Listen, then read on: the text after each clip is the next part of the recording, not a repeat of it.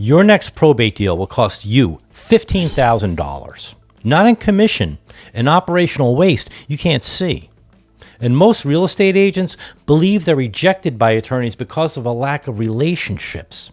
They think more coffee, more check-ins, more holiday cards, that this will fix the referral flow. But the numbers, they tell a different story. You're being rejected because of operational gaps that make you a liability to a law firm's bar license.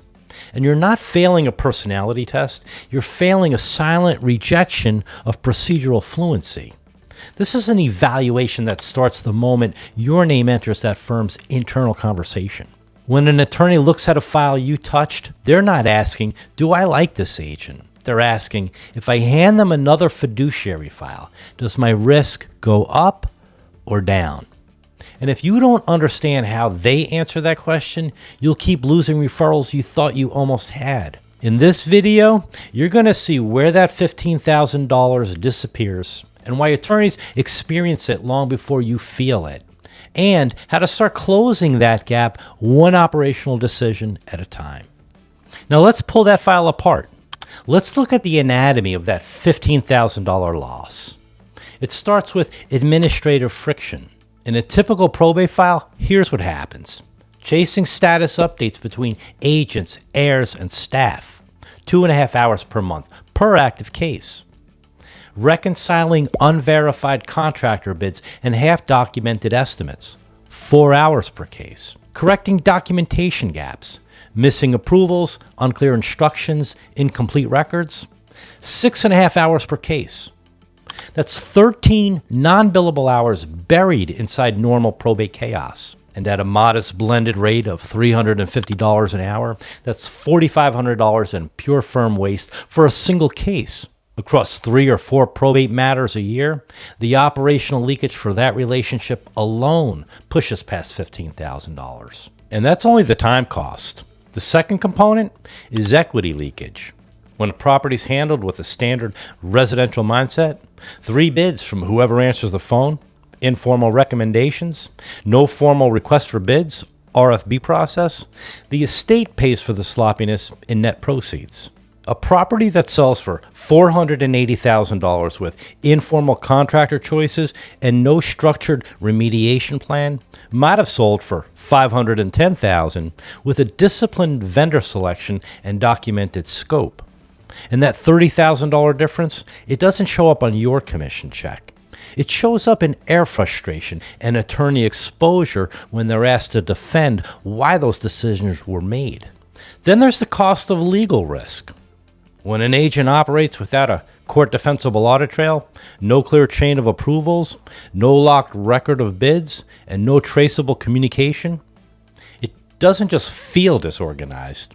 It creates a future point of attack in a dispute that can surface 3 to 5 years after close when memories have faded and records are incomplete.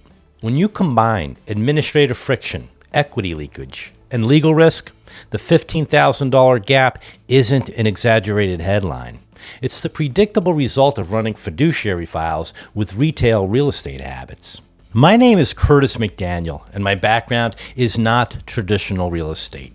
I spent 15 years in aerospace and semiconductor engineering, environments where a single procedural error can destroy a multi-million-dollar wafer or compromise an entire system. In that world, we don't manage by hope, and we don't wing it on live production. We manage by system integrity. In a semiconductor clean room, we operate under 0 failure protocols. Every step is defined, every approval is documented, and every deviation is traceable.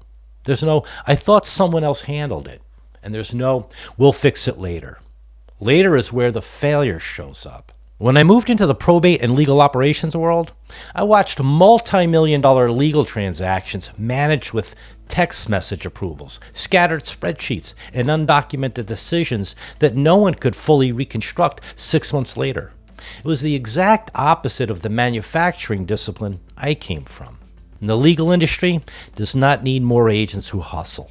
It needs precision operators, professionals who treat a probate file as a legal asset moving through a controlled system, not as just another listing with a few extra steps. For the next 30 days, this is what you are stepping into.